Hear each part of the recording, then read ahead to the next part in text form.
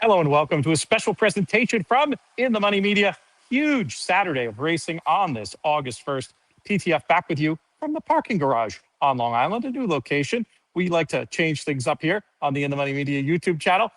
Really excited of all the stuff going on Saturday, in particular, to pay attention to what is annually one of my favorite cards of the year, Arlington Million Day. Of course, it's been relocated to Colonial Downs these past few seasons, and that's where we'll be on Saturday. And we've got an all stakes late pick five. I guess it's not really an all stakes late pick five, it's just the all stakes pick five to talk about, kicking off in race number 7. To talk about it with you, we bring in a man coming to you from a little slightly more bucolic location than where I am right now, from Saratoga Springs. I'm walking here. It's Jonathon Kinchen. What's going on, my friend? Yeah, it's been raining like crazy. We canceled on Wednesday. I actually woke up this morning, Thursday, wondering if we would cancel again. It like literally rained for 24 hours straight. But it seems like we're off the grass today. They've done some rearranging. They've moved some races. So all is good here in Saratoga Springs. Yes, if you're playing Colonial, bet Saratoga simulcast. If you're playing Saratoga, bet Colonial simulcast. Two great cards that go great together.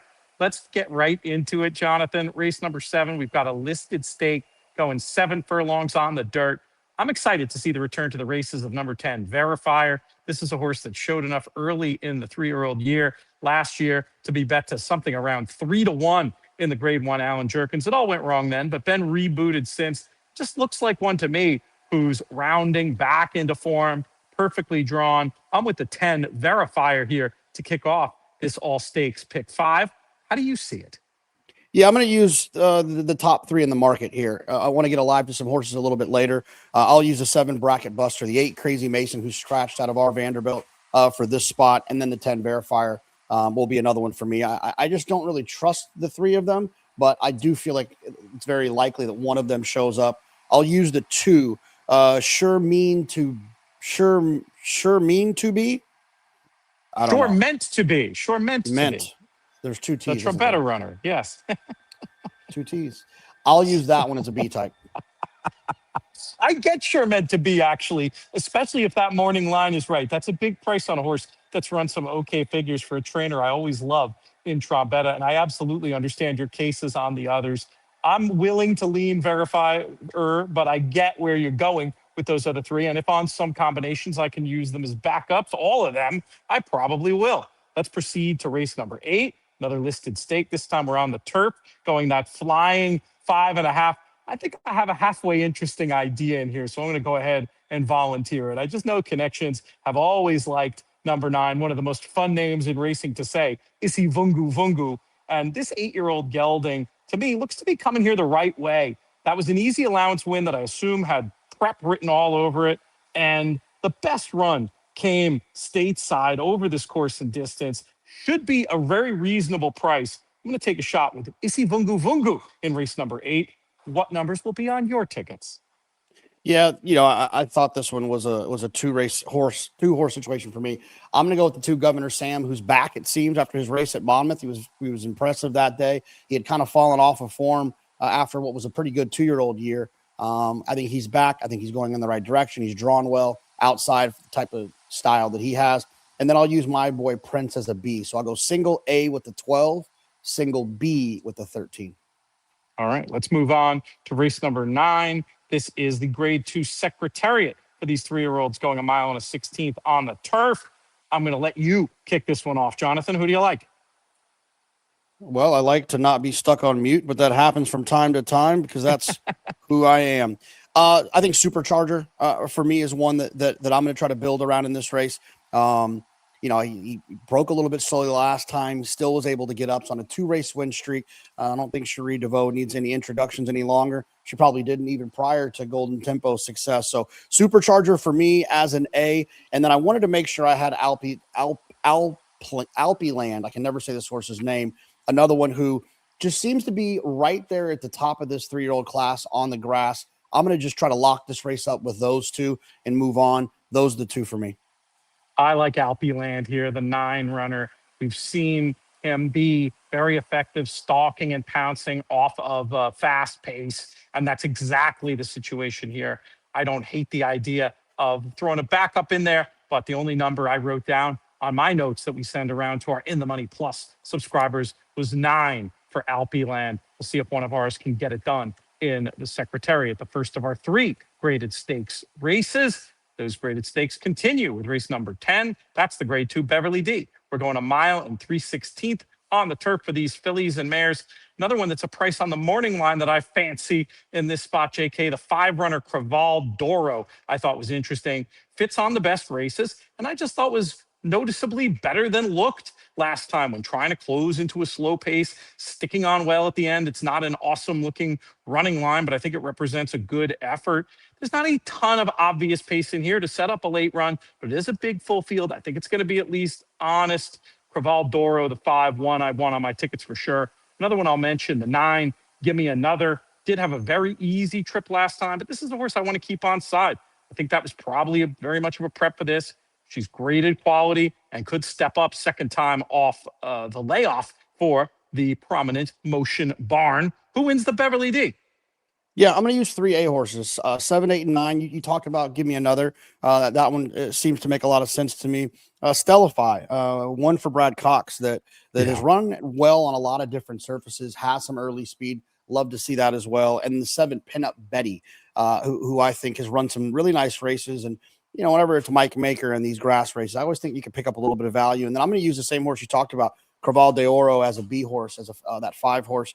You know, had some nice races last year for Mark Cassidy, but is doing some of the same for Jose D'Angelo. So one that I wanted to make sure I had in the mix. I wonder if Michael Ivorone and his crew will show up in Virginia to Colonial Downs. I think we're going to see a blazer, no shirt. I'm pretty sure it's going to happen, JK, down there at Colonial. One of the great characters in racing, as seen in the Netflix show that you were also in a couple of years ago, Mr. Ivorone. Let's move on, though, to the race that gives the day its name. We've got the grade 1 Arlington Million, and it's a really loaded running of this race. I thought, JK, you got lots of grade 1 form. Last year's winner back in here. So many different ways you could go. But I think the big question, and I know how I'm going to answer it, relates to Burnham Square. He's been looking so good this year, going longer than this. If he runs his same number, runs his same race at a mile and a quarter, I think it's his race to lose. But I guess you could argue he'll be tested for class a little bit, given the quality of competition today. Burnham Square and the Arlington Million. Are you with him or against him? Yeah, I mean, I'm with him. I'm going to use a single A with him, but I'll also use a B horse in here. But Burnham Square to me is one of those horses that he's run those big numbers, which is what I have trust in, right? It's not like he just had one big number and then he's kind of flopped around. He's had like 3 nice numbers, 3 nice performances. So that kind of passes the class test for me, despite who he'll be looking in the eyes against when they turn for home. I have a signature that I signed to marry this horse, Mercante. Like I have to use this horse just a little bit. He's always in the mix for me. He's a sneaky horse. It's always ignored from connections that I guess a lot of people aren't all that familiar with. I'll use him as a single B, but I'll hitch my wagon to Mercante as a B, but Burnham Square as an A. I fully get it. And here's the other point about Burnham Square that I think is worth making. Matt Bernier and I talked about this on the ITM Horse Players Tour show. And by the way, if you're watching this video within the first 24 hours that it comes out, you can still play in our In the Money Media Horse Players Tour game on horseplayers.com on Friday. $20 to play and an added Breeders' Cup betting challenge seat where $10,000 added to the pool, not just for this Friday game, but for the season-long connected. But the point that I made on that show about Burnham Square is if you just looked at the last 3 running lines, you might say, ooh, could the 10 furlongs be sharp? But you got to go back and look at those Triple Crown trail races. I mean, for you, Jonathan, when you see a horse who's proven graded stakes caliber on dirt going shorter distances, doesn't that alleviate some of the concern you might have if this was some long-winded European who had 12 furlong form trying to go 10? Sorry, I got someone fixing a light here. So, yeah, no, it doesn't bother me at all. Burnham Square is one of those types where he's a Liam's map. So we've seen the versatility of those Liam's maps, specifically with a horse like Deterministic, right? He won the Gotham as a 3-year-old on the dirt, then has come back and won 2 or 3 grade 1s on the grass. Burnham Square seems to have that same versatility that other Liam's map does in Deterministic. Yeah, I mean, that dirt form to me, it just speaks volumes. And Mercante is interesting. I mean, for me, definitely the story of the race. It's always great to see smaller stables, Brian Nippenberg, the trainer here, competing at these highest levels. And I like your point that the horse isn't that far back. I mean, if you look at the best bits of form, certainly an in the frame chance. And it sounds like you think if everything goes right, he might even be able to win this thing. No, absolutely. I mean, like I said, I've always had a little bit of a thing for him. I've played him, it feels like, in the last couple of years in the Turf Classic on Derby Day. And he hasn't gotten it done for me, but he's run well enough. So, yeah, I think that he's significantly, significantly better than some of these other ones. And you're getting a nice price at 12 to 1 on the morning line. I do want to ask you about the others who will be top of the market in here, specifically the McGahee pair, including last year's winner. And then we also have Test Score, who's not far from being a 3-time Grade 1 winner. How do you evaluate any of their chances as a group between Fort Washington, Integration, and Test Score? Yeah, those are two horses that, in my opinion, are typically overbet and typically underperform. The McGahee pair you're talking about? Yeah, Integration and Fort Washington. And what about Test Score? Do you think he could step up? I mean, if you had room for another backup, would you throw him in? I do respect him on his body of work. I just think that Burnham Square might have his number today. Yeah, I mean, if Burnham Square wasn't in here, but I just think Burnham Square is just superior to these. So, if Burnham Square wasn't in here, it's a race you probably need to use 6, but since he is, Right. I feel pretty comfortable hitching my wagon there.